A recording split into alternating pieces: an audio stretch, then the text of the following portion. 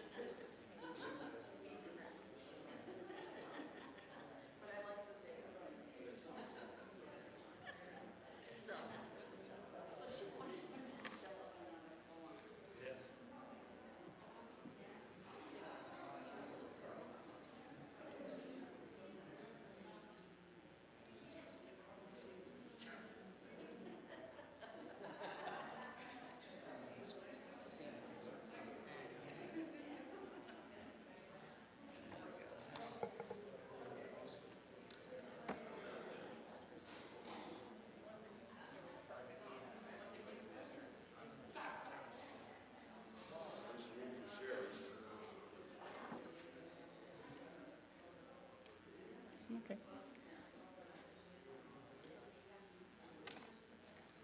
Okay, good evening at 6:35. We're going to go ahead and start the meeting at this point. So I'd like to call to order the May 2nd, 2013 meeting of the Greater Pine Island Civic Association. I'd like to thank you all for coming. I appreciate it. Before we start, I would like Marie Lemieux to come up and tell us a real quick about her book and what she's doing.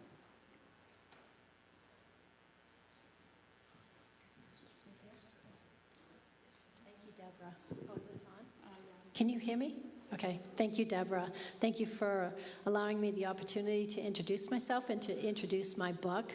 I'm the author of When the Wind Started to Howl, I Began to Panic. It's my firsthand account of Hurricane Ian and its aftermath. My husband and I stayed for it. We'll never do it again. But anyway, I wrote this book. I suffer from PTSD, and it was cathartic to write this. And I'm also donating from the proceeds of every sale to the World Central Kitchen. They were here on the island, Matlacha, where we live, giving out hot meals to everyone in need, and we really appreciated that, so I'm donating to them. So if you haven't seen my book, if you're interested in reading it, I would encourage you to do so. It's available on Amazon, and thank you very much.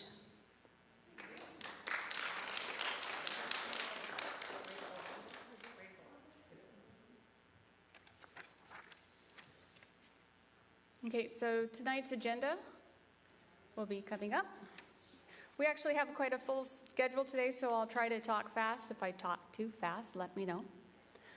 We're going to be going over the treasury report, the minutes that are online. The upcoming events on this one is tomorrow there's a Resilient Lee Recovery Task Force Town Hall. That's going to be at the Pine Island Elementary School at 6 o'clock tomorrow night. I'll be giving you a small update from the county regarding the Little Pine Island Bridge and the FEMA trailers and the commission. Then there's a few others. Now, our guest speakers tonight are very important. We have a zoning variance that we'll be discussing tonight and the Chiquita boat lock discussion. So full evening. So we're now going to discuss the minutes of the last meeting. I'm hoping everybody was able to review it online before the meeting. If not, it is available. If at the desk out there is the website address, but you can also go to GPICA.org and you can look at all our meetings minutes. I would like, is there any questions? Any changes? How about a motion? Mike, a motion to approve. Do I have a second? Name? Kent, thank you. All in favor, say aye. All opposed? Motion carries. Thank you. I'd like to invite Mike Sweeney, our treasurer, up for his report. It will be coming on the screen shortly. Testing.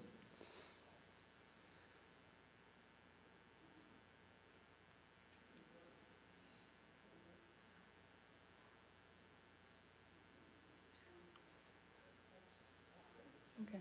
Can you change it to the Treasury report?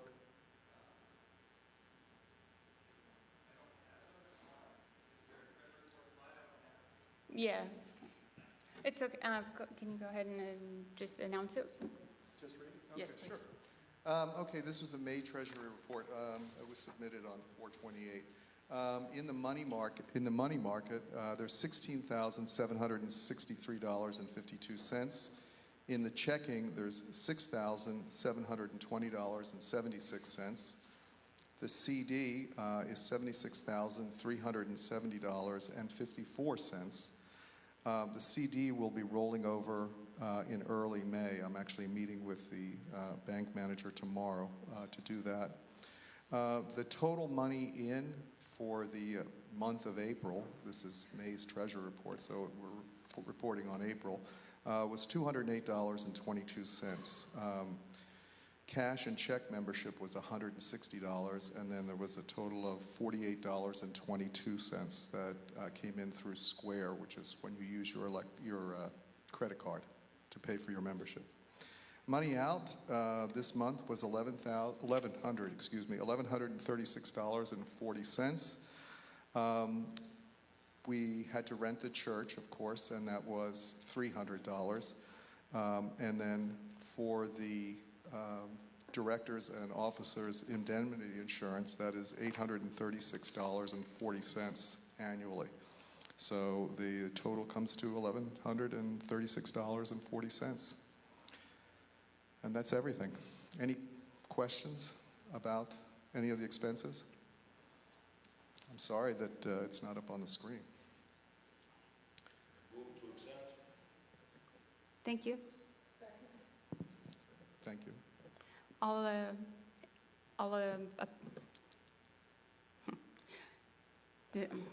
What's the word? The motion to accept is, thank you. All in favor, say aye. Any opposed? Motion carries. Thank you. Okay, now we're going to talk about the upcoming meeting that's going to be at Pine Island Elementary tomorrow. It's the Resilient. There's a small little cards out in the front. Hopefully you received yours. Apparently, this group is coming together to discuss the future of Pine Island and other parts of Lee County for resilience against future floods or natural disasters.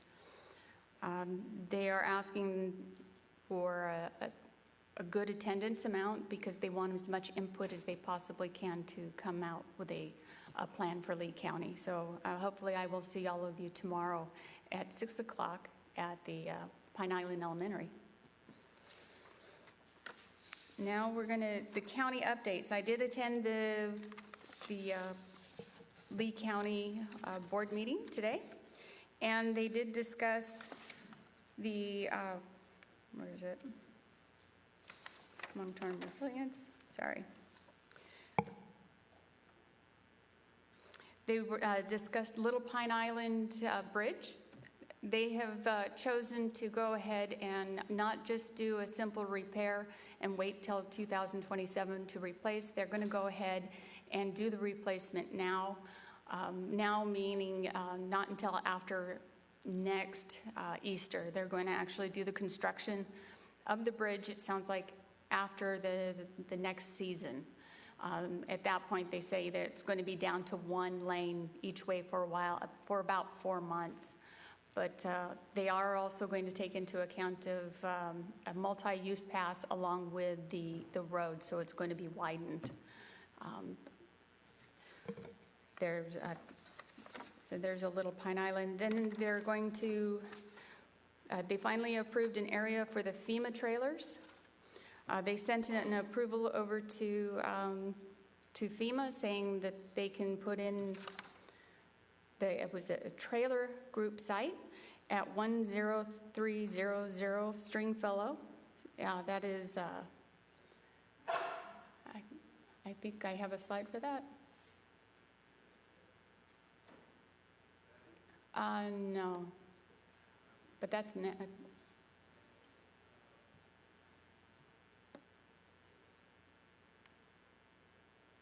it's okay, thank you. It's going to be relatively close to the four-way stop, and it's a large parcel that's currently vacant. So that is for a minimum, not a minimum, they said it's for 18 months and it could be extended. This will have FEMA trailers for those who don't have their home ready for occupying.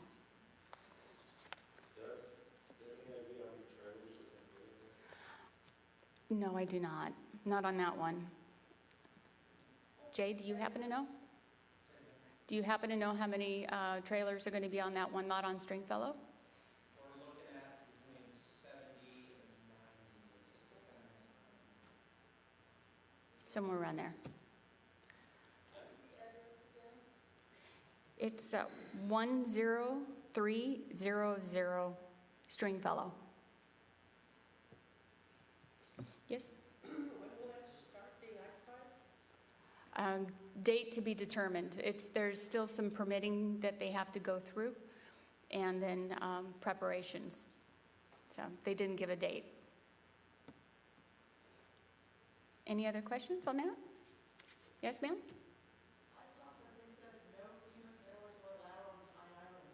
They made an exception. So what about like my neighbors that have FEMA trailers who are here? I do not have the answer to that.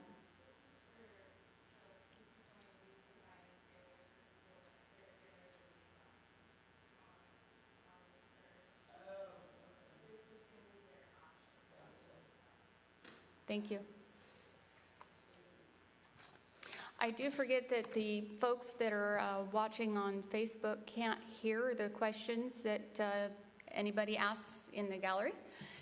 When you do have a question, if you can come up to the microphone, that way the folks at home that weren't able to attend can participate and hear. I'd appreciate it. Thank you. Okay, so the next one we're going to look at is this county, the Charter Review Commission.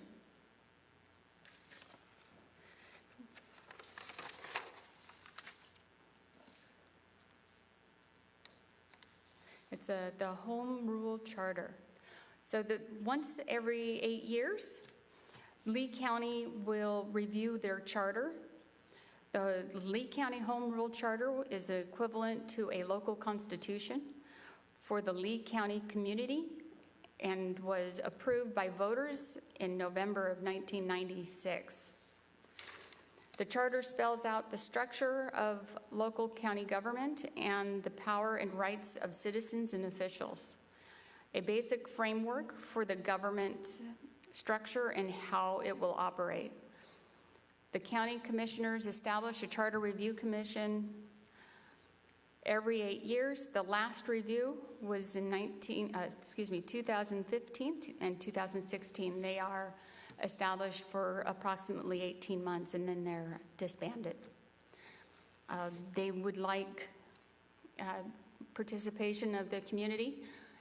There's, on the next slide, we'll have the information of different websites that you can go to through the county, but you can also go to the county website and put in charter review and it'll come up with a special section and you can look at the actual charter to determine if something that you feel should be changed or added. And there's meetings once a month and they want to hear from the community. The next one is going to be May 9th at 5 p.m. in Fort Myers. And those are the websites if you'd like to learn more. Any questions? Okay, thank you. Okay, so now we're going to move to the public notice public meeting notices. Now, there was a public meeting notice that was advertised in the Eagle, and hopefully it'll, yep, there we go. They're rezoning 3 parcels from NC3 to C1. That just gives them a broader ability to put different type of commercial items on that property. Unfortunately, they chose to do their own path and not actually have the meeting here with us. So the community can learn more tomorrow at 6 o'clock at the address shown, which is, was it Thursday? Oh, thank you. Today is the 2nd, not the 3rd. So on Thursday. So tomorrow night is the resilience, and then the day after is the public notice to find out what they're going to be adding or changing to the 3 properties. And the next screen will actually show the 3 properties. It's hard to see, but it's over by the 7-Eleven. It's behind there, the 3 lots. Any questions? Thank you.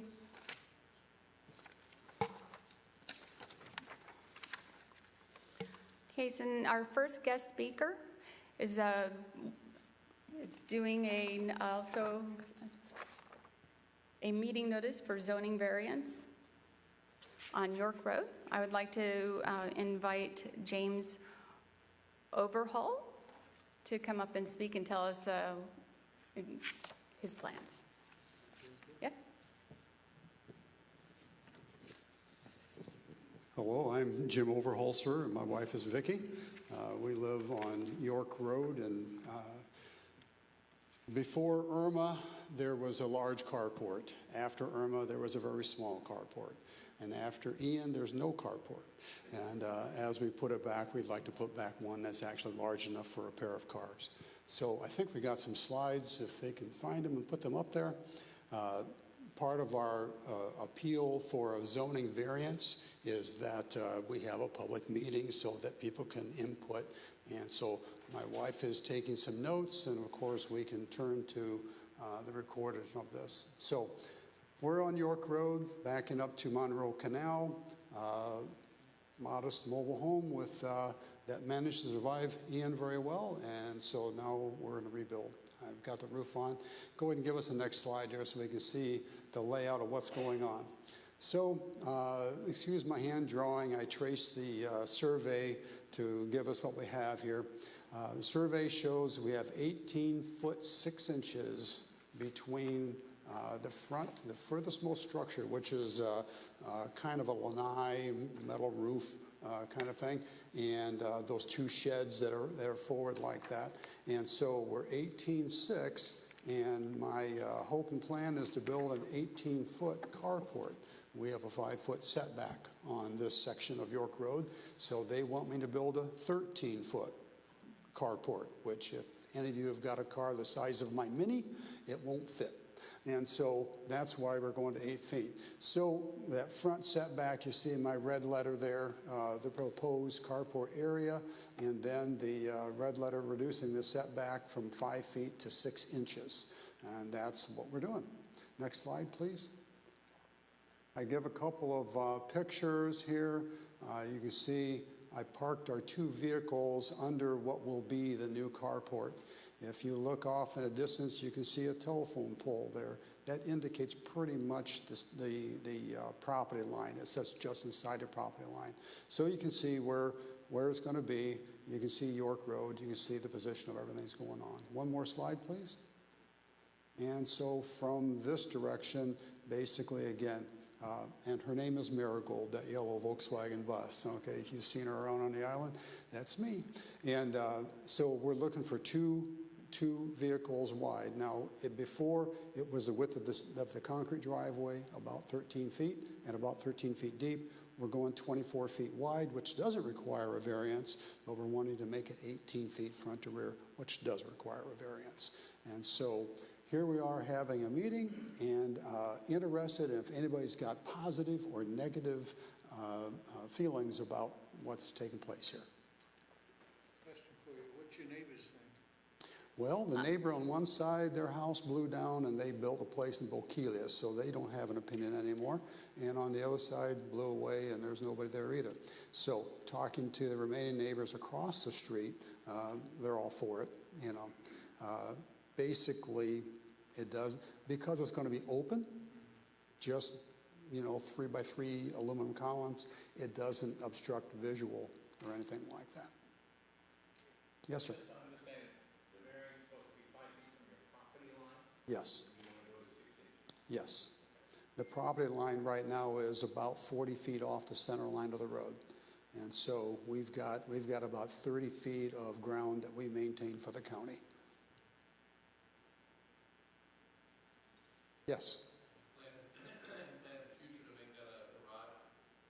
In the future, make that a garage. There's no plans for that. Quite frankly, the aluminum structure wouldn't stand the wind load if we put walls on it. And so I'm happy to have shade. Anyone else? Move to approve. I'm sorry? I move to approve.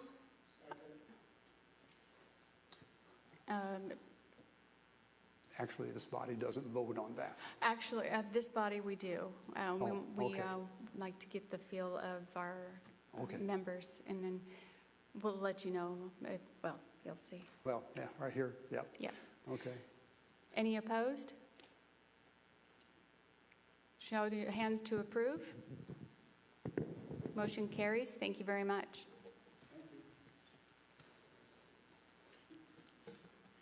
Okay, so the next item in our agenda is going to be the Chiquita boat lock discussion.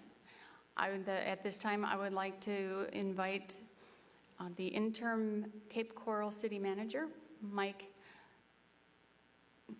Ilhism. Yeah, he'll correct me. He would like to discuss the Cape Coral side of the Chiquita boat lock. We'll be having questions after the second presentation, so thank you. Hello, there we go. Mike Smith. Smith? No. Just kidding. Ilchisn.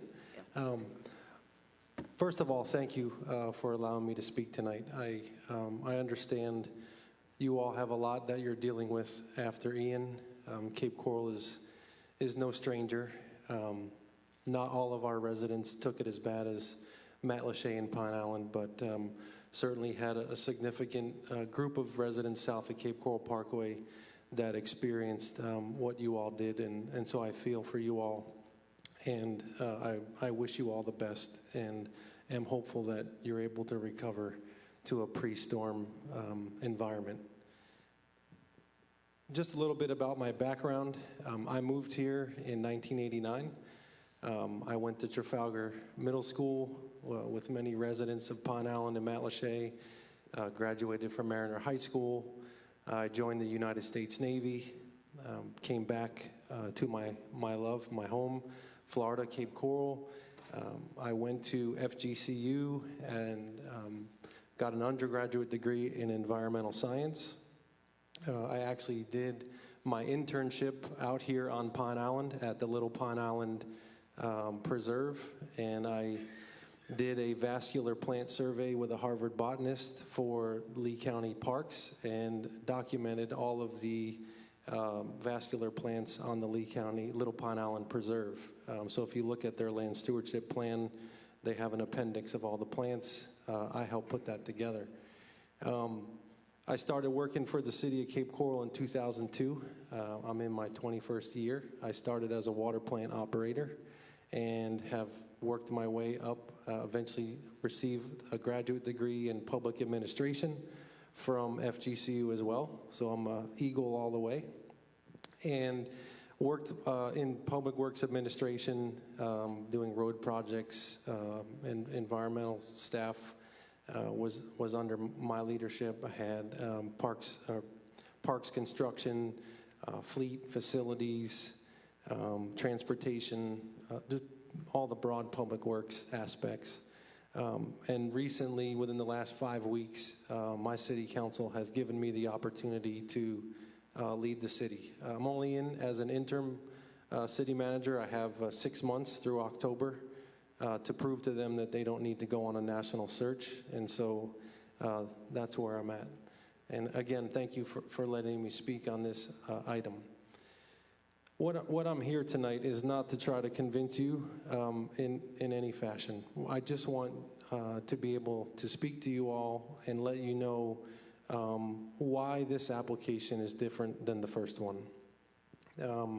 This application that we have submitted takes the entire spreader waterway and looks at it in a more holistic approach as opposed to the previous one, which was, and as was challenged, was directed towards the navigation. This permit application that we have submitted looks at that entire waterway, and in addition to just the lock issue, which I realize that is, the focus, and that's why I'm here. I wanted you all to understand what we're doing above and beyond, and really our goal is for net ecosystem benefit. I grew up here. I've worked here for 21 years, and when I retire, I'm not leaving here. So I have no interest in being someone who comes in, gets a quick solution, gets out of here, and then leaves everybody else to deal with the aftermath. That's not what I'm about. So in this submittal, and what I want you all to know, before you take your vote. So there are improvements for endangered species, specifically the manatees and the small-tooth sawfish. We have documented, and this is sad, but we have documented manatee entrapments and crushing in the loch. One of the options that has been proposed for the city to consider is a parallel lock that would enhance navigation and the speed of boats through the lock. That is very costly. Estimates have put that at about $40 million to do a parallel lock. And two, that would double the amount of opportunity for mangrove entrapment and manatee mortality. So while we understand that is an option, that does not help the manatees. The small-tooth sawfish, same thing. While we do not have any documented small-tooth sawfish entrapments or crushing, what we know is happening with the manatees could very well likely be happening with the small-tooth sawfish. So we've done a couple of things. In addition to what we've proposed, which is to remove the lock, that is one element. We are also advancing to partner with the Fish and Wildlife Conservation Commission to dedicate a funding stream to them to tag and perform research on the small-tooth sawfish should this permit be issued. And what we would be looking to do is to document whether or not the areas behind the loch become available critical habitat for the small-tooth sawfish. We know that in an area around the loch, it is a pupping or a nursery, and so we are interested, as well as FWC, on seeing if opening up the loch allows the small-tooth sawfish access to additional euryhaline habitat, which is fresh and salt water, to expand their pupping nursery.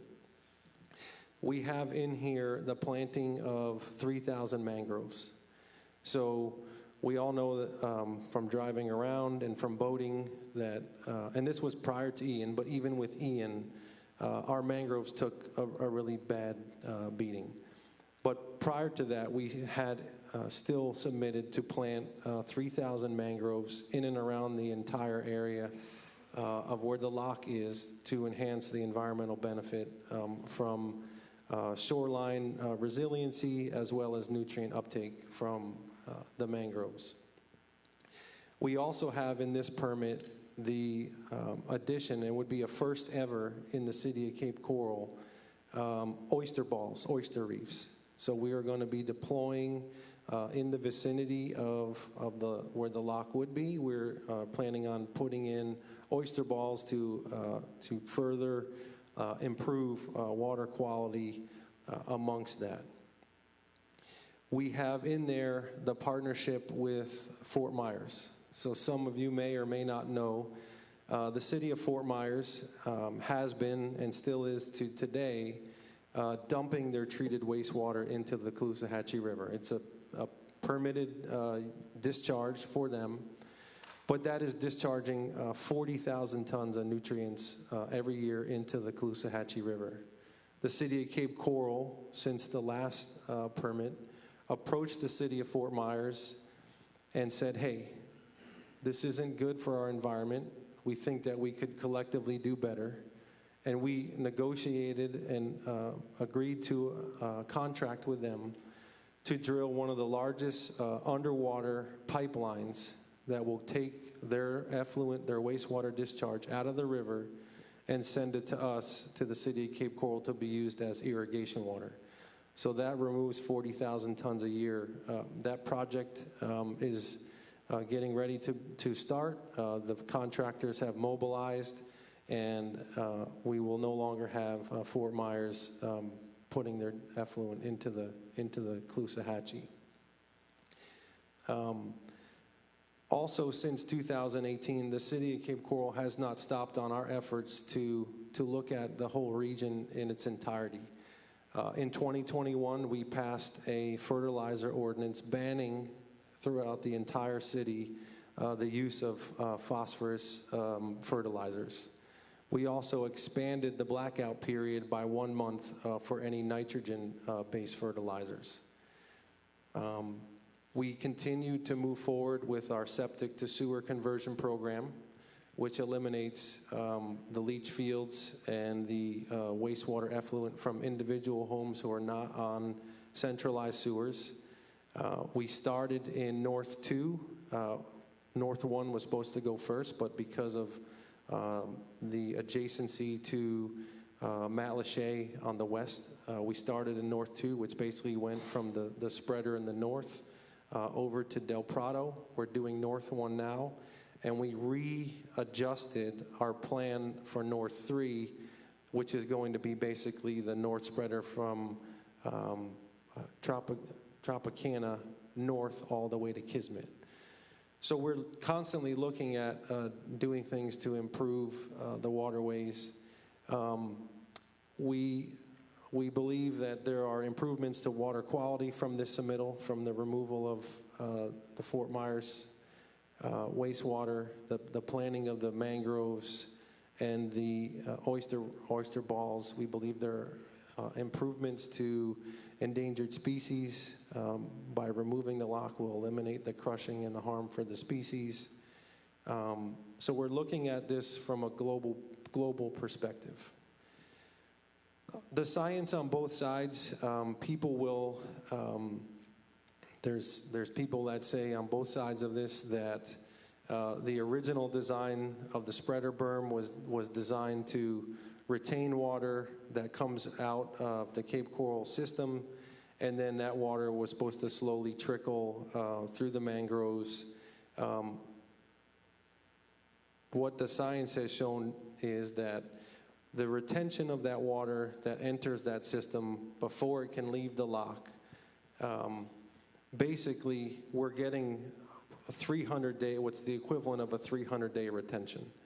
This is a little bit scientific, but the DEP only allows permittees when they're looking at water quality to count for 100 days of retention. So the system, even without the lock, is going to be still generating 3 times the requirement that is as if the lock was in there. And so I just wanted to make sure that you all understood kind of what we have proposed in this submittal, why it's different from the last one, the things that Cape Coral has done and is going to continue to do to be mindful of the entire environment that we all share, we all boat in, we all enjoy. And I offered this to James Evans at the Sanibel Conservation Captiva Foundation and I will offer this to you all. I believe you're being asked tonight to vote on a $2,500 support for the petition and then up to a $5,000 match. I believe it would be better for all of us I will put forward the match for you all, and I would like to see if we could partner on an additional project and spend that money, that your $7,500 and our $7,500, and let's do a $15,000 project that would further enhance the estuary and the environment that we have. If that's not what you all want to do, that's okay, but I don't want to leave here today without at least offering that to you all to see if we can utilize our money to do a project to improve water quality or enhance the endangered species protection as opposed to fighting each other. So I just wanted to say thank you, and I do appreciate the opportunity. Okay, thank you. Stay close by. So after Sue is able to make her presentation, then we will go to questions. Oh, yeah.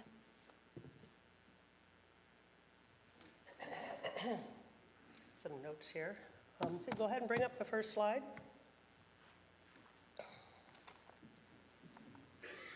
So I'm Sue DeHode. I'm a recently new member of the board here. I lived in Bokeelia since 2014. I came from the Midwest, and I have a background in biology and ecology, as well as engineering. I did kind of two careers. And so I'm currently retired and volunteering my time with things that are really my first passion, which is the water, the ocean, the estuaries, and trying to improve our water quality. So that's just my background. Go ahead, next slide. So what we want to talk about here is what's the background, a little bit of the background of the Chiquita Lock, the permit request for removal of the lock, and the consequential lawsuit. Some questions, open up for questions for myself or Mr. Ilchism from Cape Coral. And then we'll talk about the board recommendations and decisions, and then vote on the funding proposal. Next slide. So there was a meeting a month ago with President of the Matlacha Civic Association, Mike Hannon, and he did a very good job of explaining the background of the lock and all the issues around it. He was leading the previous lawsuit. And that presentation is on our website. You can take a look at it. I think it starts at around 50 minutes into the presentation last month. And I think one of the things that I want to just state is that the lock and the spreader canal system were originally designed to preserve our waters. So the big picture here isn't mitigation efforts so much as I want to get across what the original proposal and the original lock design was for. So the system was constructed in the 1980s. Actually, the lock was put in. The Chiquita lock was put in the 1980s. There was a court order that dealt with the prior developer of Cape Coral back in 1977. There was some funny business with dredging out land that really wasn't supposed to be dredged and filled. And so the courts came in and required that the developers did some mitigation. So the mitigation was the spreader canals and the lock system. And the intent, the big picture intent, is to preserve the sheet flow of water when it rains. So imagine the rainy season, and this is really, really important during the rainy season.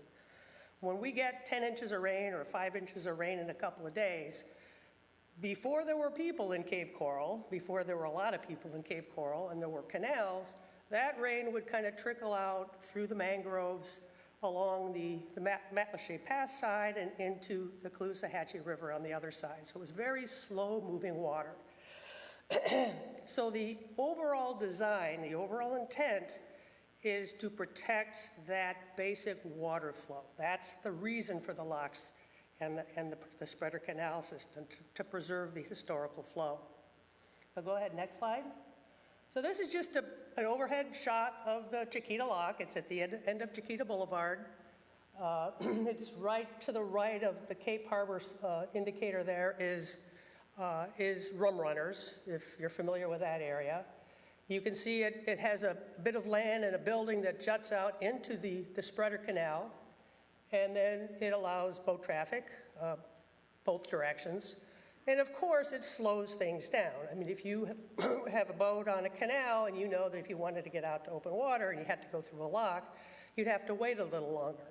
But the point of the system isn't so much getting in and out of the water, into open water quickly, is to preserve that entire water flow system that was designed back in the 70s. So go ahead, next slide. So this is just a kind of a cartoon or a model of what a lock is. It's taking a boat from an area of higher water level to lower water level, or vice versa.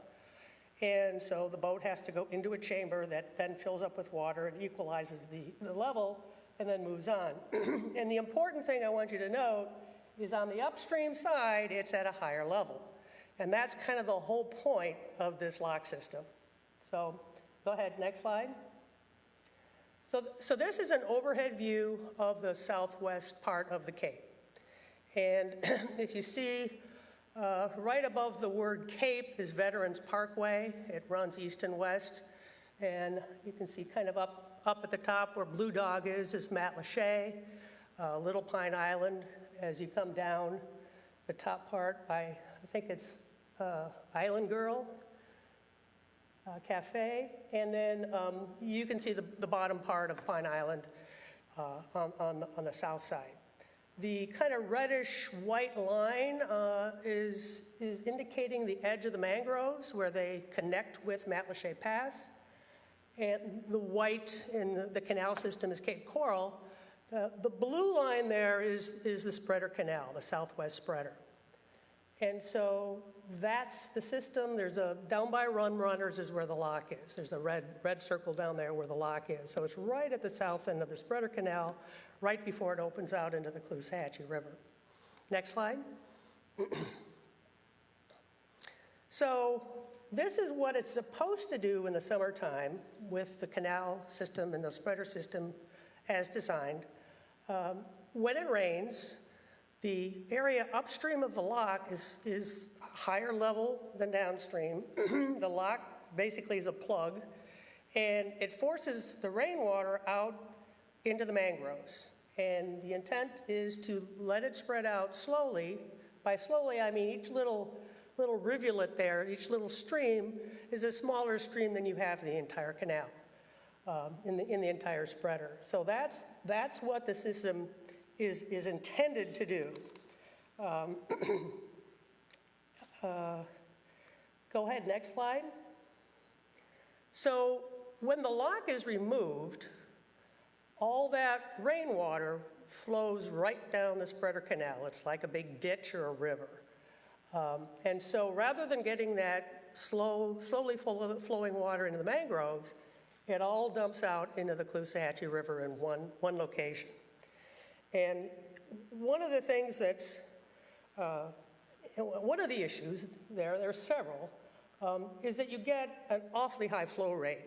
When you get a lot of rain, you get a lot of flow, and anybody who's seen even the drainage ditches around here move fast when it's raining hard. This is an awful lot of water. It's the whole Southwest Cape is draining into this one channel. So the bottom line is that the sediment transport into the Caloosahatchee is something to be concerned about. The salinity, which basically when it's rainwater, it has no salt in it, so it's low salinity, will change dramatically when that water dumps into the river. And that is something to be concerned about. That will definitely affect the wildlife, the sea life, because that's not the normal mode of action. And also, the amount of fresh water going into the mangroves is dramatically reduced. And the mangroves, the models have shown that the water level is going to go down by about 1.5 feet in the entire canal system. So I'm not quite sure why Cape Coral wants to drop their water levels, and particularly in the dry season. But that means that the water levels in the canals are going to be at where low tide is, and that means that the mangroves are going to be sitting about 1.5 feet up in the air. There is evidence that that's not good for mangroves. We don't want to just kill the mangroves. The mangroves help with the Hurricane Ian storm surge on that side of the Cape. But the mangroves are also very important for the ecosystem. So we don't want to risk the mangroves. As we talked about, there's some small-tooth sawfish pupping around the entrance into the Caloosahatchee. That could be put at risk with lots of pulses of flow. So these are the reasons we think we don't want to do this. Next slide. So this is the second attempt to remove this lock in the last 5 years, about 6 years. So the Cape Coral requested a permit to remove the lock back in 2016, and FDEP issued its intent to issue the permit in November of 2018, which is basically a notice to anybody who has concerns about the issue. This was challenged by the Matlacha Civic Association, and Mike Hannon led the way on that, and other individuals as well. They filed a suit in December of 2018. And then it went through a court process. And an administrative law judge denied that permit. And it was finalized in March of 2020. It's a 121-page document. You can read it. It talks about all the pros and cons of both sides arguing their evidence. And that permit was denied. It was ruled on by an administrative law judge, and that person said, no, the weight of evidence is that you will do more harm than good by removing the lock. And I was around for that, hence the no lock t-shirt. This I got at a town hall in Cape Coral, put on by the group that was fighting the lock about 5 years ago.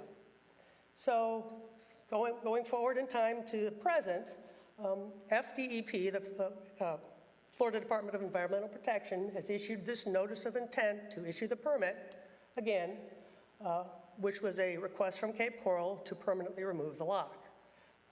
The permit application was in December of 2020, so about 10 months from the refusal or the denial of the first permit, they filed again. And that's been going through the FDEP review process, and the FDEP issued an approval notice in February, made it public in March, and in that application, one of the primary issues cited by Cape Coral was the hazard to boaters while waiting to pass through the lock.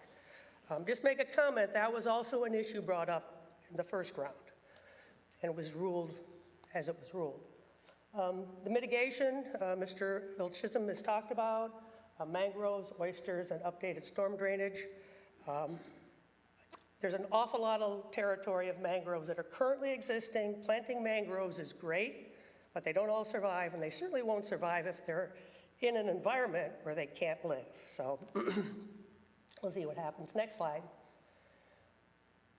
So a group with legal standing petition for an administrative hearing. That was filed just a couple of weeks ago.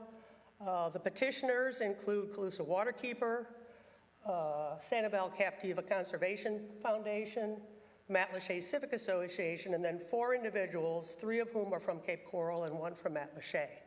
So that is basically very similar to what happened the last time. We had a suit that's filed in opposition to the removal of the lock. And as in last time, there are 2 expert witnesses, Kevin Irwin, and there's a typo there, that should be designer of the original lock system and spreader canal. He was actually the person in the Department of Environmental Protection at the time, different name, but he was the one that basically negotiated the settlement for the spreader canal system. So he's been in this from the very beginning. And John Cassani is the Calusa Waterkeeper recently retired emeritus, who was also an expert witness the first go-around. So that's pretty much the background and the history. Next slide. So, any questions for myself or Mr. Ilchism from the Cape about this? Hold on. On this particular section, could you please come up to the microphone so the folks on the online can hear? I'd appreciate it. Thank you. The question is, if there's 300 days of kept rain and they only require 100, what is that going to change if that lock is gone? I'm not sure what that rule is referencing. Okay. I think, I don't know specifically what that requirement is.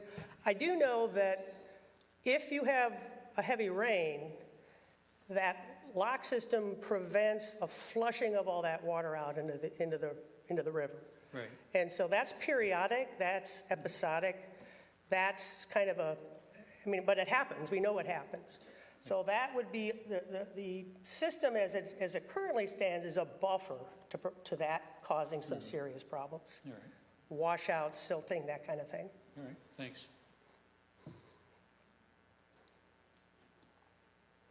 Please come up to the microphone. I'll let you choose.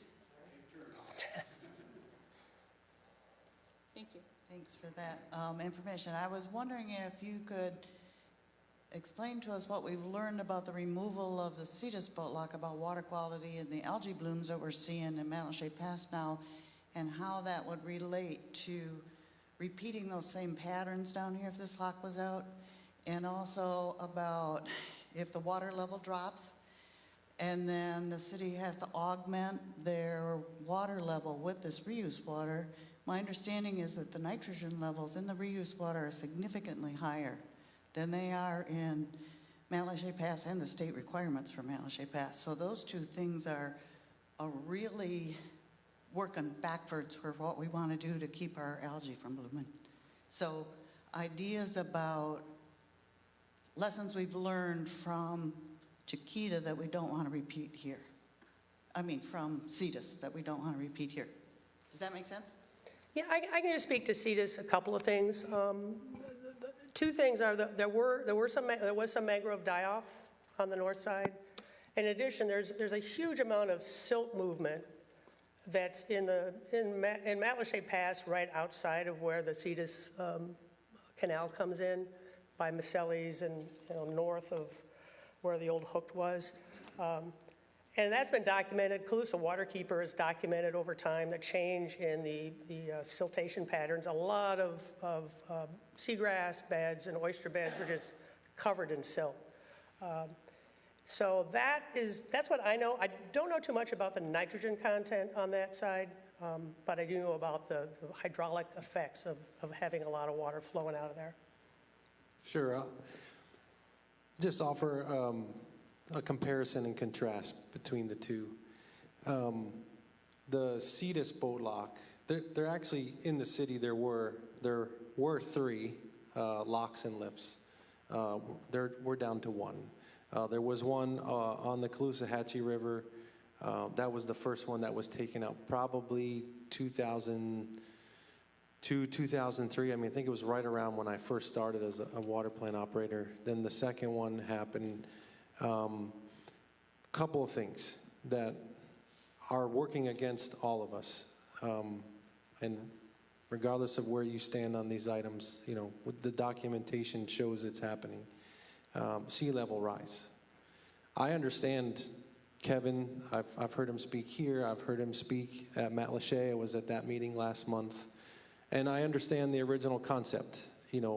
Create a wall of earth and dirt that will act as kind of a level, let's say like on a fish tank, where water spills over. Sea level rise is working against that, and that was documented. What happened at the Cetus lift was the sea level rise had started to overtop that berm elevation, and water was communicating from the Charlotte Harbor into our canal system and out, working against that system. And what was happening was, over time, the velocity and the amount of that water was causing scouring, and it was causing mangroves to basically be uprooted and washed out. I know this not only from understanding the process, but as a fisherman, I was actually fishing a lot of those creeks for snook and juvenile tarpon. So I was watching that happen long before the lock ever came out. The second thing that worked against us in the north, and I'm saying all of us, these are all our waters together. All the way from 75, on the other side of 75, from the east side of 75, through 41, and then down 41 into the Alligator Slough Canal, that entire watershed drains literally from the east side of 75. The sheet flow from all the water that lands comes across 75, across 41, down 41, and into our canal system. And it goes all the way west out to the spreader. That's not the same situation in the south spreader. So the water basin, the drainage basin in the north, that worked against the north spreader design because sea level rise was working against it from the harbor. And then from the east side, the amount of flow that was coming in was constantly bombarding that spreader. In the south, all we have is that drainage basin that was drawn, connected to that blue line.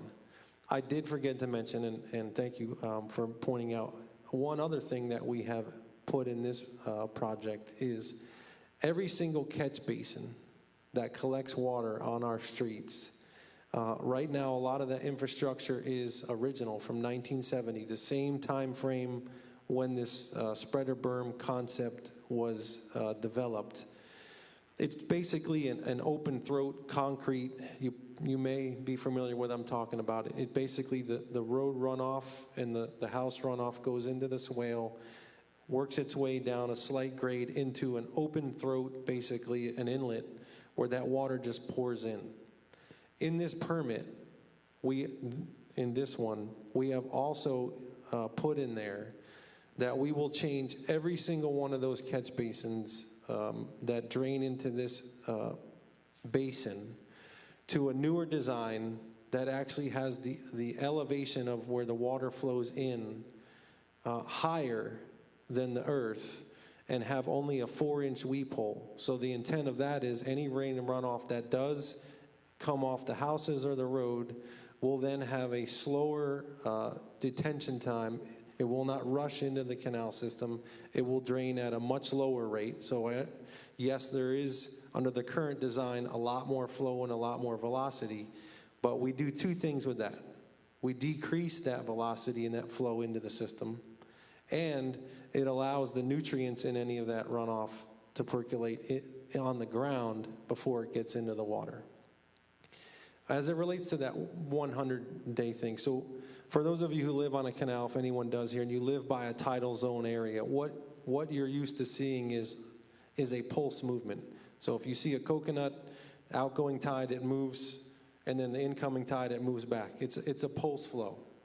And so what we're talking about with a retention system like this, the water that entered all the way up by Matlacha in that system, by the time that water and waters in the system get all the way down to the bottom, it's a 300-day hydrology. So the modeling will show that we're getting far greater than the 100 days. So yes, even though water will make it that way, the nutrients have had time to settle and percolate out. So that's the concept between the 100, 300.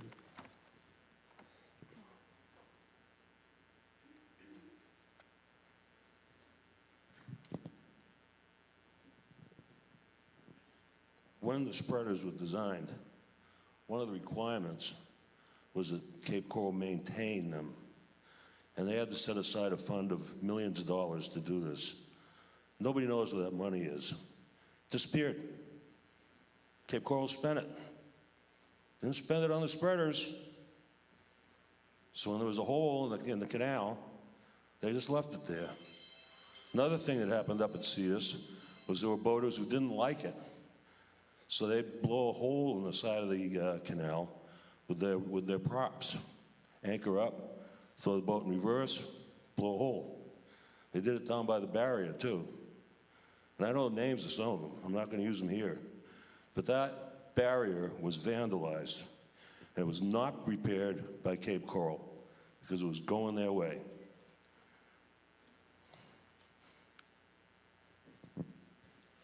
I don't have any evidence to dispute what you're saying, and Well, there's plenty of evidence that it did happen. I will comment that I've been out to the Serena Vista Park doing some sampling, and there is a tremendously high flow coming from the upstream Cape Coral side into the Matlacha Pass, just near Michelli's. So I'm not sure. I don't think there's any flow problem. I think that Cetus barrier did restrict flow. There's a huge flow now, and if the Cetus barrier were in place, there would be a reason to push the water through the mangroves. I'm not sure what sea level has to do with it, because there's a huge flow there.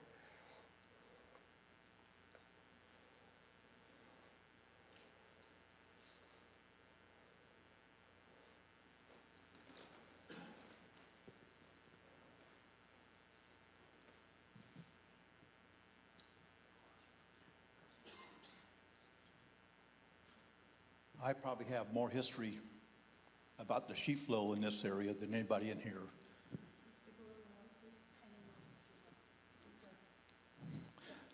I said I probably have more history about the sheet flow in this area than anybody in here. From 1953 to 1962, I lived where the sheet flow came down from where he was talking about, from 75 down to Burnt Store Road. I lived where the Publix was, or is, on Burnt Store Road. And I lived on that land, which was 11,000-acre ranch that ran from Pine Island Road north 6 miles all the way along Matlacha Pass all the way up to Charlotte Harbor. And in the summertime, we were in the sheet flow up to our knees. That was before Burnt Store Road was built.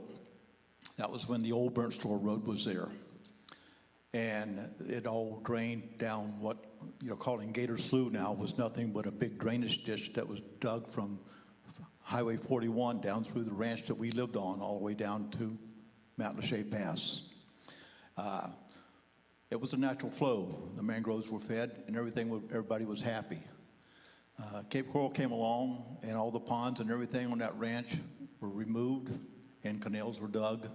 And as my dad used to say, when we lived in the water in the summertime, now when a drop of rain hits the ground, it's already out in the bay. That was before they put the locks and the spreaders in, because there's so many canals, the rainwater didn't have a chance to stand.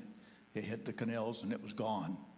And they put the barriers in and tried to spread it out and retain it. There's not an easy solution to this, folks.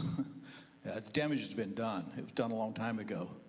I appreciate what you're doing to try to clean up the environment over there. My concern is don't try to take the locks and stuff out until you clean up the mess. I mean, I know you're trying to do it, but until you get it all done, just not turn what you got loose into the environment. When you get all the septic systems back on sewer and stuff like that, the drainage, the stormwater drain, which is another issue because all that asphalt stuff is going into those retention ponds, which are going out into the canals, and that is just as bad as the sewers. Until that is addressed, you shouldn't be taking anything that can stop that from going into estuaries. And when you get that done, then I would be more than glad to listen to what you want to do about maybe removing it.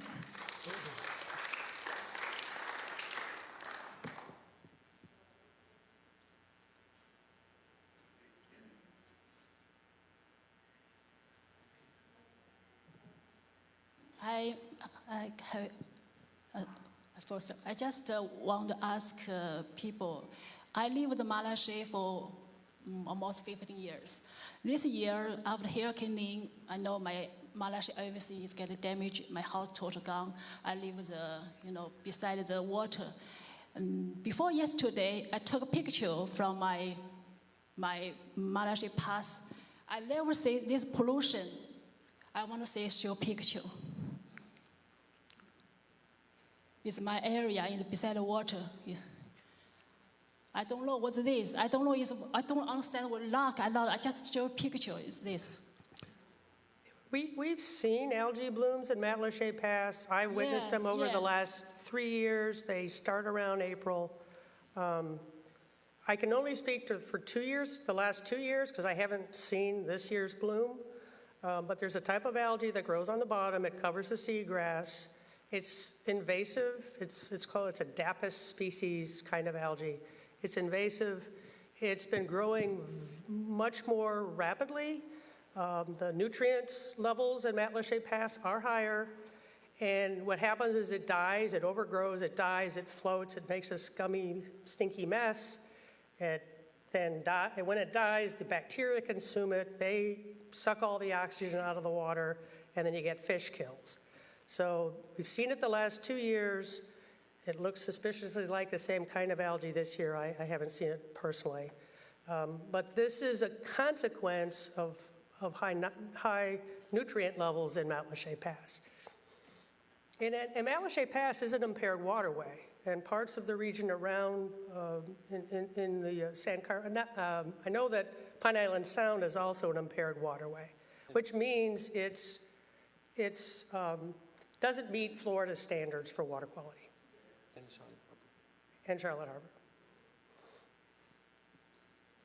I have a difficult time, frankly, believing any pitch from Cape Coral when just Googling the recent, over the less than the past year, what Cape Coral is planned for additional development in Northwest Cape Coral. August 30, 2022, Whitestone Development's Lake Shadrow Resort coming to Northwest Cape Coral, vacation resort. January 18, 2023, a developer is ready to begin work on a 131-acre outdoor town center called Coral Grove next door to Bubba's Roadhouse. March 29, 2023, and this is almost the worst, and it is the worst. Cape Coral has given the go-ahead so far to a massive development slated for North Cape Coral, could add as many as 3,500 residential units in the form of single-family homes and apartments. It is a 1,732-acre development east of Burnt Store Road, north of Jacaranda. That's currently wetlands and upland, does not have any roads in there now, does not have any electricity, utility. It is just pave it, they will come. And we know what happens when it gets paved, they will come. We are at the end of what our environment is able to handle.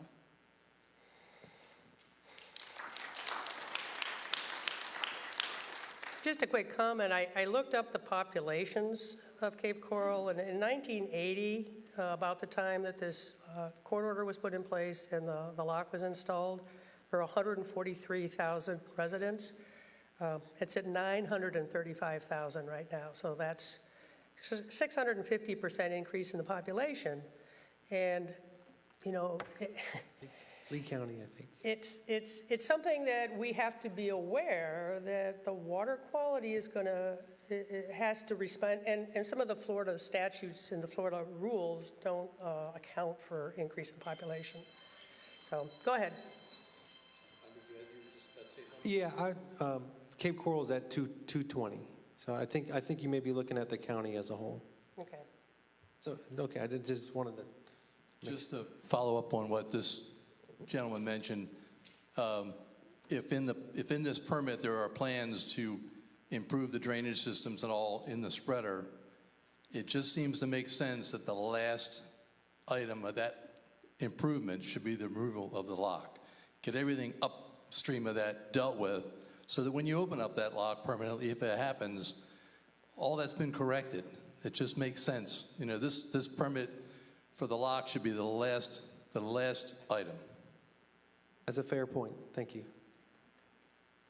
Get all the other things done first. Understood. I admit I haven't been following this till just recently, but I just have specific questions that have been brought up here today. And I'd like to know from your perspective as an environmentalist, do you dispute that the water level would go down? 2, if it does, do you dispute that that large area of mangroves would be affected? Not the ones you're going to plant, because I'm sure it's not going to be that large. And last but not least, well, 2 more. That flow of unsalinated water that's going to come out, as an environmentalist, do you dispute that that would affect the area of the Caloosahatchee at the end where the lock is being removed? And last but not least, because it just came up, if you're going to redo all the sewer systems and shrink the drainage, is that not going to affect the current flooding that goes on in Cape Coral? 4 simple questions. I had 3. I maybe missed one, but let me take them. The flow, the mangroves, the water height, and the sewers. Right. So let's talk about the mangroves and the water height, because I think those two are basically intertwined. What the model has shown by removing the lock is that the water behind the lock will basically level itself out with the water on the other side of the lock. So what that means, without any type of fancy and expensive scientists, is that all the mangroves that are existing on the other side of that mangrove fringe, the ones that are in our canal system, are going to be at the same water level. So that's just some common sense observation, right? So all the mangroves that aren't on the fringe of the canal are at that level, and the ones that are on our canal will then join all the rest of them. On the flow side, what we're trying to do is exactly what you discussed about. We're trying to address all of the items that will make the water that makes it into our canal better. Some of them we couldn't put in the permit because they too far, but we passed no fertilizer, no phosphorus, 0. You cannot put phosphorus fertilizer down in the Cape now. We've expanded our blackout period by another month. So there's only 5 months now where you can actually even fertilize in the Cape, and that's in the dry season, so that we're not having, and with that fertilizer, greater than 50% of it has to be slow release, not fast release. So we don't want any slugs of nutrients from anybody fertilizing their grass. An afternoon rain shower comes in, it goes out. We don't want any of that. Slow release. But by changing out all those catch basins, we provide retention and detention prior to it even hitting the water. It should all happen in the streets of the city, in the swales on both sides of the road. Again, we're looking at this as an entire ecosystem, an entire watershed. I understand the comments. Again, I'm not here to persuade anybody that the last one was good or bad. As was stated, that permit was challenged and it was denied. This permit, all I want you all to understand is that we've gone above and beyond that last one. We've looked at the entire system. We've looked at the water before it gets into the canals. We've looked at the endangered species, both plants and animals, and we've even engaged in other partners in the Caloosahatchee estuary to remove nutrients from them. So we're trying to do what the one gentleman said, try to do the best we can, put our best foot forward, and have the system be better off in the end than where it is today. I have a couple quick questions. One of them, you talk about the manatee. There's been a manatee kill in the lock itself. Is that documented, and where can I find it? Yeah, there's been it's been more than one, unfortunately, and we have FWC. They've been reported. They come collect the manatee. They perform the necropsy and then determine the cause of death was them being entrapped or caught in the lock. I don't know the specific answer, but I do have your email and phone number. I'll find out from FWC where you can get the actual necropsies and the results of the studies. And the other question has to do with, if you're going to be doing all the corrections, shouldn't that be done before you even think about removing the lock?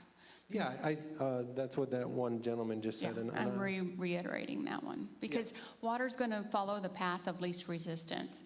The path of least resistance is going to be the spreader. It's going to come straight down there and go out.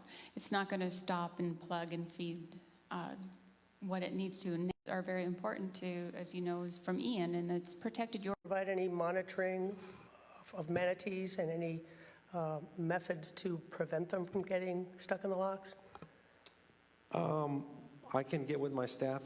I believe at some point we were deploying the lock attendants to be observers to see if they could, before they operated it, to see if they could observe any. This way they wouldn't be operating it. And I can get that to Deborah or yourself. If you want to give me your email, I can help provide information. But I do believe that we were asked and started having the lock operators to perform a visual inspection before they operated it. Are there underwater cameras at the lock system so that they can monitor it for manatee activity? I don't believe there is. Just like the rest of the Caloosahatchee, it's high. It has a very high tannin level, and so the visibility with the tannins, you basically have, probably a foot or 18 inches of visibility. So I don't even know if there was how effective that would be throughout the whole width of the lock itself. But I will get. I got 3 things to get now. Thank you. And believe me, I want you all to know I'm not here to if you all think it's in your best interest to advance joining them, that's fine. I just wanted to make sure you all understood this, and I am grateful that you are allowing me even this time to speak before you all. I, for one, am really glad to hear what you're saying because I've not heard your side very much. Question for you. So I understand 18 inches basically difference before and after the lock on an average day. Is that fair? I don't know the study the hydrology, but I believe what that is, what it was benchmarked against was the mean high water. So what is the average height on an average tide, not a king tide, high or low. But I think it was basically, if you looked at the mean high on the downside of the lock versus the water level behind the lock, that was the difference. So then those of us who watch the tide charts, we know that mean high tide is a good average high tide, but most of our day is somewhere lower than that, quite often. So we could say that there's usually anywhere from 24 to 30 inches difference between before and after the lock. My other question is going to be, how much does the water rise during rainy season ahead of the lock, above the lock? Do you happen to know downstream that? Or upstream? Upstream. Cape Coral runoff coming up against that lock during rainy season. We get 5 inches over the course of 2 or 3 days, and it takes a while for that all to run down and all the sheeting action and everything that takes place. But how much difference does that make? I don't have that data, but that is something I could look to get you. Okay. I think there is a common understanding that the spreader berm is functioning today as it was 52 years ago or 42 years ago in the 80s. Not unlike the north spreader. And I understand the one gentleman said, some of it hasn't been maintained. But even when I moved here, in '89, and the south spreader at the corner of the last bend was some of the best fishing we had because there was a break in the berm, and that's where the snook loved to go. And I used to go there with shrimp and let the outgoing drift up underneath the mangroves and just had a blast. But that same situation exists today. So the I don't want to call it a myth, but the idea that spreader berm is functioning as if it was originally designed still exists. There are the same in the north, there are breaches. And so this idea of a levelized, consistent flow spread across 15 miles of land. It's just not what's actually happening in the system. So there is, while there may be, a severe rain event in the northern end of that, let's say rain happens over Matlacha, it's likely that some of that water isn't even making it to the lock because it's going out a breach way in the north. I don't know if that whole entire system of those blue dots, it's almost like 8 miles of spreader berm. Yeah, and my observation would be it'd be better to repair that berm as opposed to simply say, oh, it's damaged and walk away. So my last, my own personal thing, and I'm not a scientist, but I do understand level water. And it does seek path of least resistance. It's going to find its way back to level. It's looking to get out into the past, and it's going to do that after it goes through all those mangroves and everything takes place. I appreciate your anecdotal story about throwing shrimp up underneath the mangroves, and I think that should continue. Part of that is let that water sheet the way that it should, running down through the mangroves, making its way natural as it does. If I think that there's a 30-inch, at times, could be 12, it could be 36 inches, depending on rainy season or low tide, whatever like that. But it seems to me like draining that much water from all those, I don't know if I said hundreds of miles of canals, but there's millions and millions of gallons of water is going to dump in a moment, rushing like a river during a rainy season. I just don't see how that helps, the ecology, as well as lowering somewhere 18, 24 inches of water out of those mangroves. And as I'm sitting here listening to this, I'm thinking about what would the conversations be like, when they cut across the middle of the state and put a highway in there that stopped the flow of the Everglades. And then it only took them 30, 40 years to figure that out. And now we're spending billions of dollars to fix a problem that should have never been created. And it seems to me messing with these water flows the way that's already taken place since the 60s, and then to now in 2023 or 2024, if this permit gets through, to decimate the water. To me, it seems like we're doing the same thing they did in South Florida 60 years ago. That's just my 2 cents.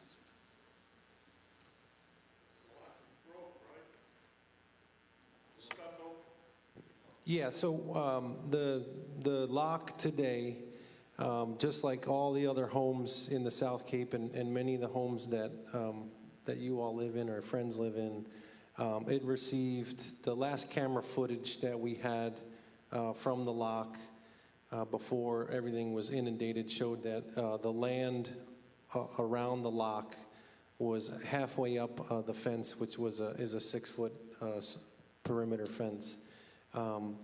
We had some high water marks taken down there, just kind of, further inland. It would seem to indicate that that entire structure, all the electrical components, all the hydraulics were about 8 foot underwater. So all of the electrical components, the mechanical controls, all of it is basically froze in that position, inoperable. Before a storm comes, this is with any tropical storm or hurricane, the DEP allows us to basically put them in an open condition just for in case wildlife, or if there is an emergency with a boat, somebody trying to escape for whatever reason, it goes into an open position rather than a closed position. And then in this case, we've never had this. I mean, as many activations as I've been through, Charlie, Irma, Wilma, and now Ian. We also had a no-name storm. I've never seen anything like this in Florida. I mean, it was just absolutely devastating.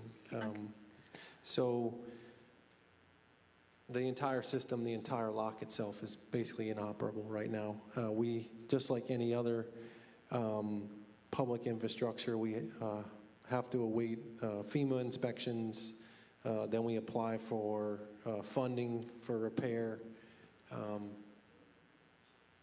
Whatever your opinion is on the entire permit, if we get issued this, if we move forward, then we won't be looking to utilize any federal money or state money. We'll be putting forward the money to do all these other projects. Okay. I think we have one more question, and then we're going to discuss the funding if we're going to do a fundraiser. Sir?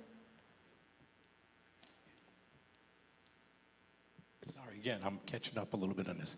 What's it actually going to cost to remove the lock? Oh, we have not, there's been no contracts, no bid yet. We won't know that until we actually determine whether or not we're going to get the permit. And then if so, then that permit and those demolition plans will be bid out. We don't know yet. Okay, well, I don't usually like to comment, but then I'll say that seems like a backwards way. You should have an idea of what something's going to cost before you decide if you could do it. But that said, the basic question I haven't heard the entire night, and you're talking about environmental issues and everyone else is talking about environmental issues, why are we taking out the lock in the first place? Is it because of just a couple manatees that have been killed? And don't misjudge me there. But what is the real purpose that we had to take out the lock all of a sudden? The manatees have been here a long time. Sure, I mean, that's the manatee issue is one of the primary issues, right? I mean, prior to the last 2 years, right, we've not had FWC document manatee mortalities. And so now we have documented manatee mortality. Since we permitted the first time. We also, now we know. Well, I'm sorry? In the last few years. So after the first permit was denied, now we've recorded manatees dying in there. I don't know. The FWC tracks manatee mortality all over the state. What we've actually had done is actually necropsies of manatees that have been found in the spreader system and actually had those reviewed to see what the cause was. You sure? Be nice. The real reason they want to take the lock out is that the boaters who live upstream want to get to the Gulf a little quicker. Maybe 20 minutes on a bad day. Most of the time, they zip right through. That's what it's all about. It's not about 2 or 3 manatees. If it was, they wouldn't even be here. It's boaters.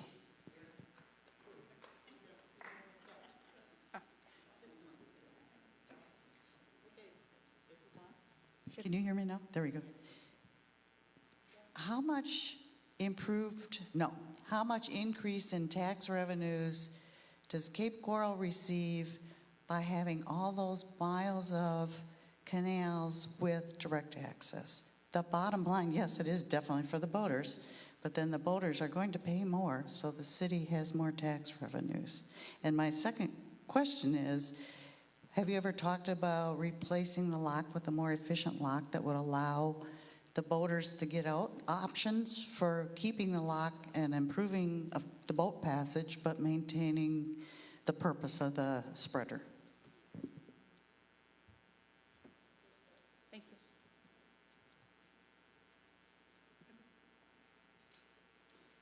you. We have not done any tax analysis. This is not an effort to raise taxes on any resident in the Cape. As far as the other options, yeah, so I had this discussion with one of the petitioners, Jim Collier. He served on our Waterway Advisory Board for the past 3 or 4 years, understands what the Cape does and the things that we do to monitor our water quality, all the programs that we have. He joined the petition, and he was the chairman of our Waterway Advisory Board. He believes the best solution is a parallel access lock. And for us, with this submittal, again, adding a more efficient lock or adding additional gates doesn't resolve the issue of crushing manatees or small tooth sawfish. So I don't doubt that if it was a navigation issue that would be a solution, but there's more at play in the environment here. Okay, I think we're going to close the question and answer now. I thank you very much for... Thank you all. Thank you. At this time, we're going to talk about the whether or, oh yes, next slide, please. Thank you. No. All right, so this is just the last slide before we vote. So the board did meet on this issue. We were asked to join the suit as a petitioner. We had a very healthy discussion about it. Talked about the benefits and the risks. Certainly the benefit of joining this petition to stop the removal of the lock is to, in our view, maintain the sheet flow design and maintain the best we can water quality going into Matlacha Pass. But we also looked at the possibility, and this is a fairly low level risk, but it is a risk. If the suit were deemed, if we lost the suit, or if the petitioners lose the suit, and it's deemed to be frivolous, then the other side can claim court costs against the petitioners. And we didn't want to subject the GPICA to that risk.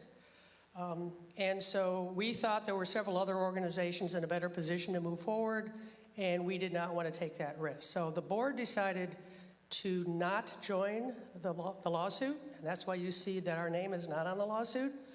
But we did decide we wanted to proceed with financial support. So we decided on a sort of a two-part plan. We decided to propose to our membership here that we fund $2,500 to pay for the legal fees and the attorneys and the rest of the fees that are part of the suit. And then separately, we decided to try to get engagement from the community that we would do a one-to-one match for anybody who wanted to contribute money to the suit, up to $5,000. And both of those amounts are over $1,000, which is all we can authorize as a board. So we have to ask you, the membership, if you would agree to support those two funding proposals. So that's what we need to vote on. Thank you. Is there any question? Well, actually, let's go ahead and do our first motion, and then we'll discuss. Okay. So I move that the GPICA approve a one-time expenditure in the amount of $2,500 to be put toward the Chiquita Boat Lock legal fees. So that's just the first part of the financial recommendation.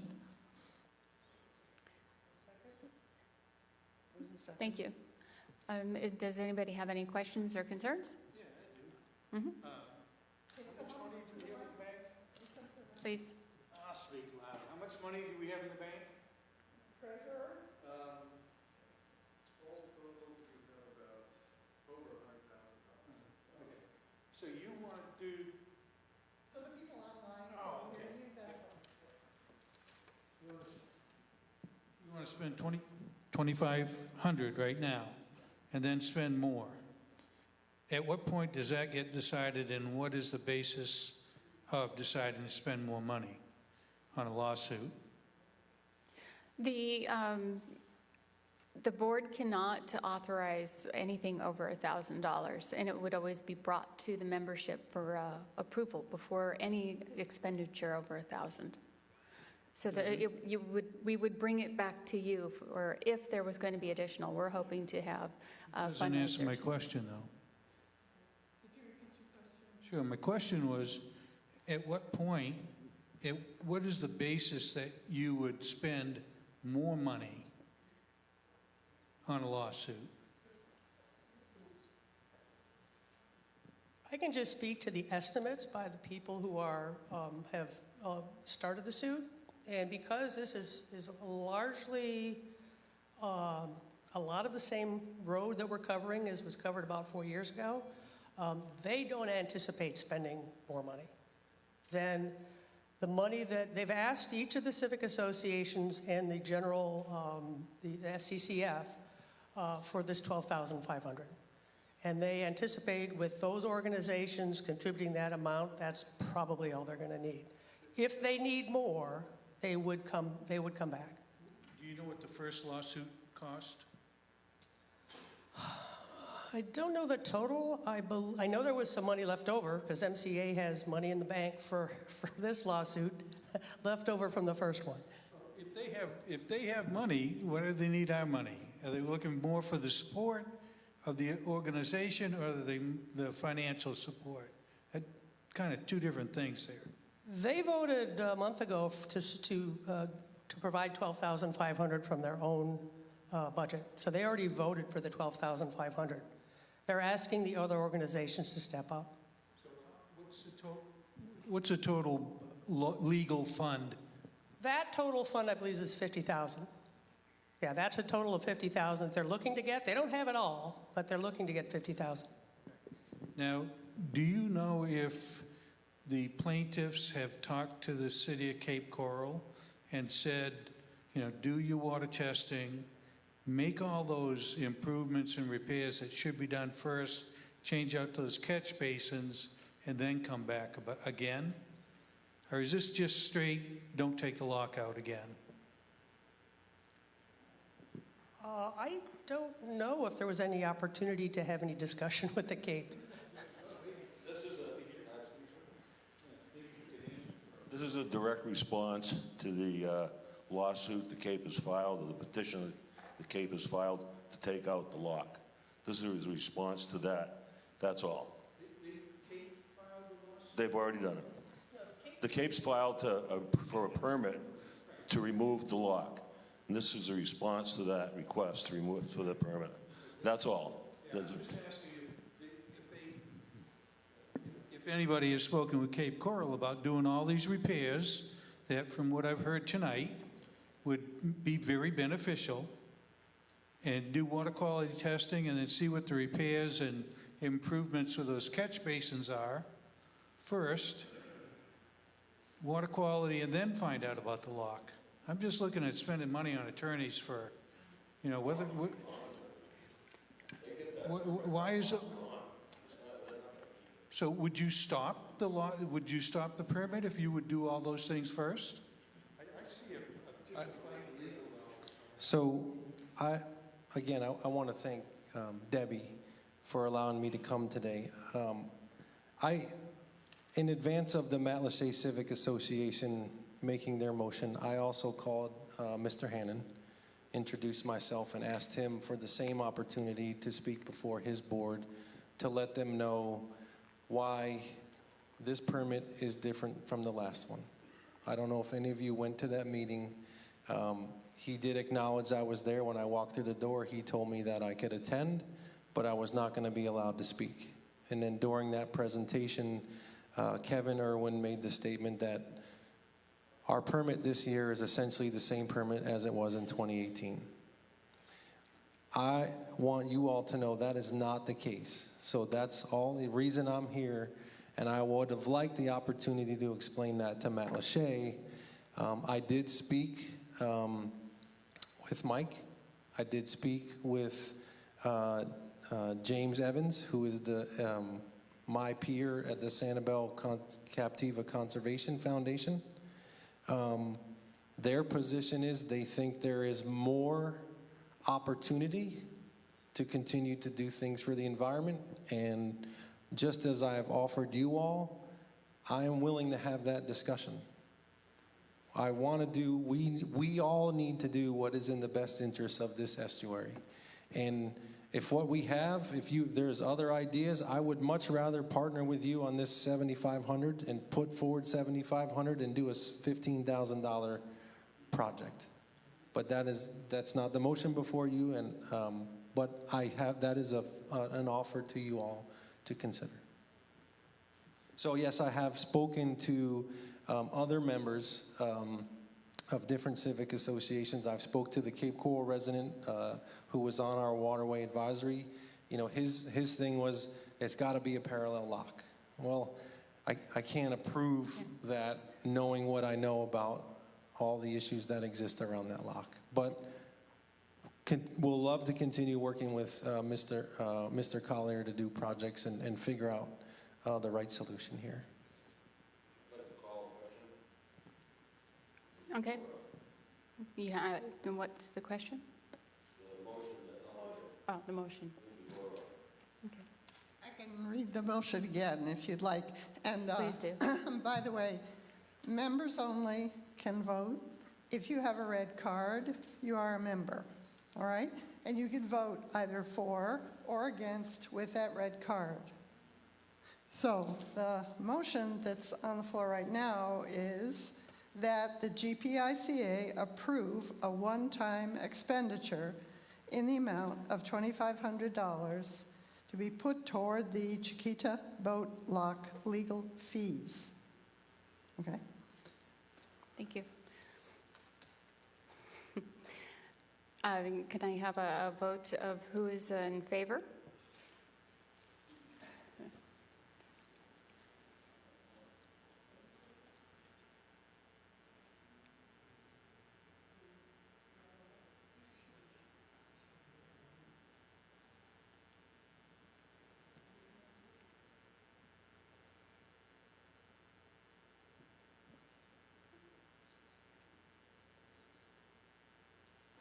What was the count, please? That's what I had. Any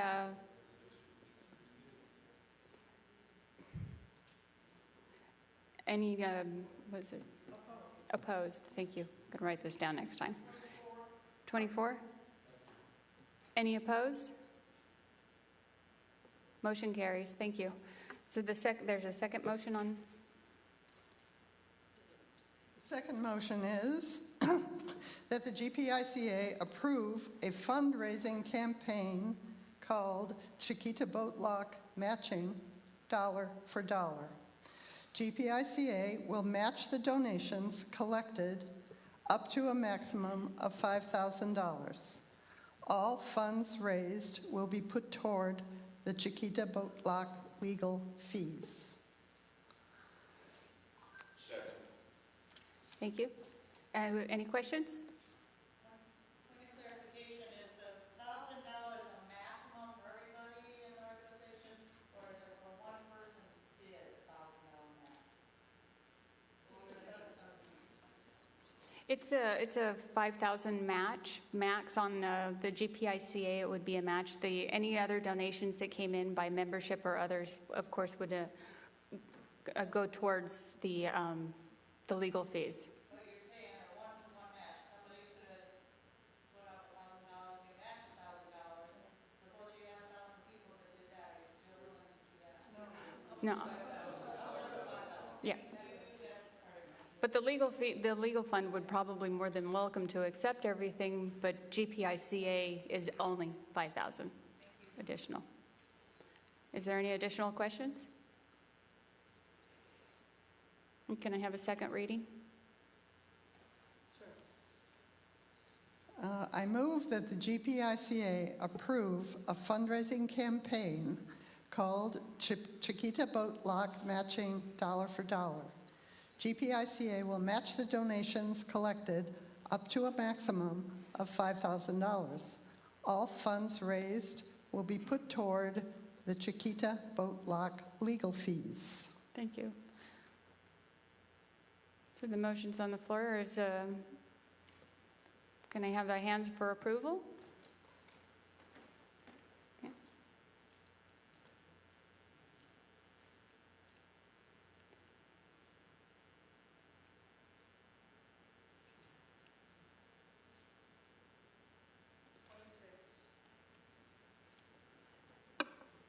Any opposed?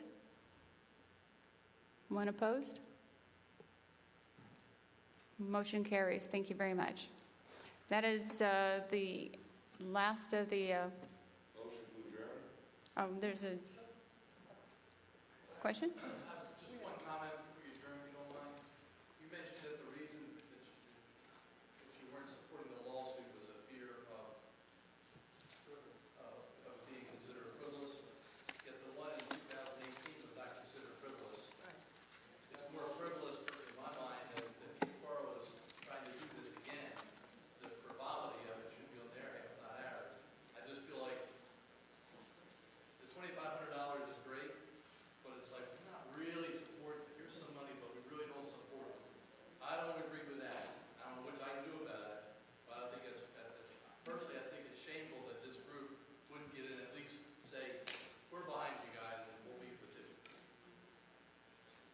Thank you.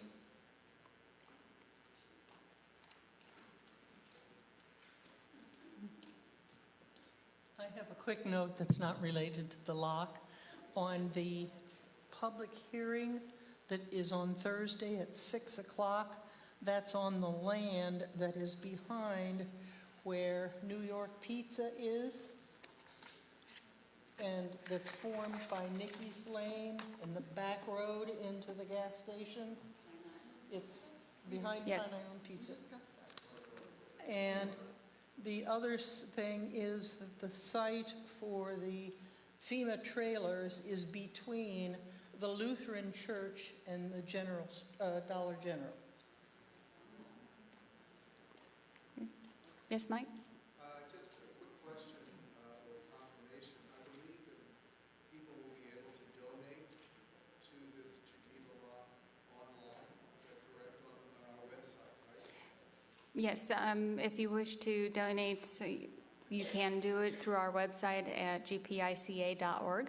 There's a button that you can donate on there, and then it will be earmarked just for the legal fees.